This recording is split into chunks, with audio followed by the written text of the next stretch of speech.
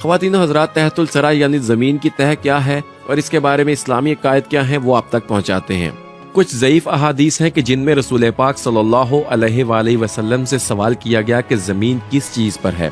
حضرت ابن عمر رضی اللہ تعالیٰ عنہ سے روایت ہے کہ آپ صلی اللہ علیہ وآلہ وسلم نے جواب دیا پانی پر۔ پھر آپ سے پوچھا گیا کہ کیا آپ کے علم میں ہے کہ پانی کس پر ہے، تو آپ صلی اللہ علیہ وآلہ وسلم نے فرمایا سبز چٹان پر۔ پھر عرض کیا گیا کہ آپ کو یہ بھی معلوم ہے کہ یہ چٹان کس پر ہے، تو آپ صلی اللہ علیہ وآلہ وسلم نے فرمایا مچھلی کی پشت پر جس کے دونوں کنارے عرش سے ملے ہوئے ہیں۔ عرض کیا گیا آپ کے علم میں ہے کہ مچھلی کس پر ہے، تو آپ صلی اللہ علیہ وآلہ وسلم نے ارشاد فرمایا ایک فرشتے کے کندھے پر جس کے قدم ہوا میں ہیں۔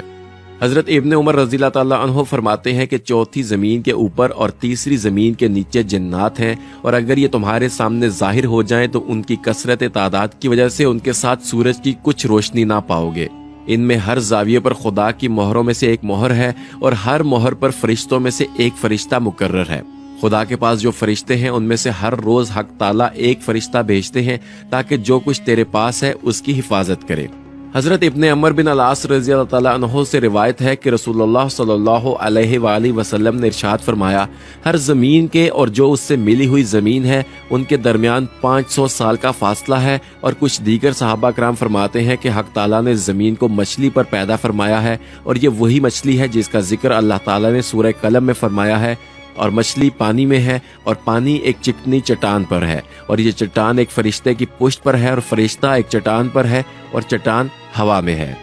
خواتین و حضرات، قرآن مجید فرقان حمید میں اللہ تعالیٰ نے زمین کے بارے میں اشارہ دیتے ہوئے سورہ طلاق میں بس بات کی ہے جس آیت کا مفہوم ہے اللہ ایسا ہے جس نے 7 آسمان پیدا کیے اور انہی کی طرح زمینیں بھی۔ اس آیت سے اتنی بات تو واضح طور پر ثابت ہے کہ جس طرح آسمان 7 ہیں ایسے ہی زمینیں بھی 7 ہیں۔ پھر یہ 7 زمینیں کہاں کہاں ہیں، کس وضع اور صورت میں ہیں، اوپر نیچے طبقات کی صورت میں تہ بتہ ہیں یا ہر ایک زمین کا مقام الگ ہے؟ اگر اوپر نیچے طبقات ہیں تو کیا جس طرح 7 آسمانوں میں ہر آسمان کے درمیان بڑا فاصلہ ہے، اسی طرح ایک زمین اور دوسری زمین کے درمیان بھی فاصلہ، ہوا اور فضا وغیرہ ہیں یا نہیں، یا یہ طبقات ایک دوسرے سے پیوستہ ہیں؟ قرآن مجید اس بارے میں خاموش ہے، اور جو روایات حدیث اس بارے میں آئی ہیں ان میں اکثر احادیث میں آئمہ حدیث کا اختلاف ہے۔ بعض ان کو صحیح و ثابت قرار دیتے ہیں اور بعض کو آئمہ کرام من گھڑت اور ضعیف کہتے ہیں۔ اسی لیے محفوظ صورت یہ ہے کہ اس پر ایمان لائیں اور یقین کریں کہ زمینیں بھی آسمانوں کی طرح 7 ہیں اور سب کو اللہ نے اپنی قدرت کاملہ سے پیدا فرمایا ہے،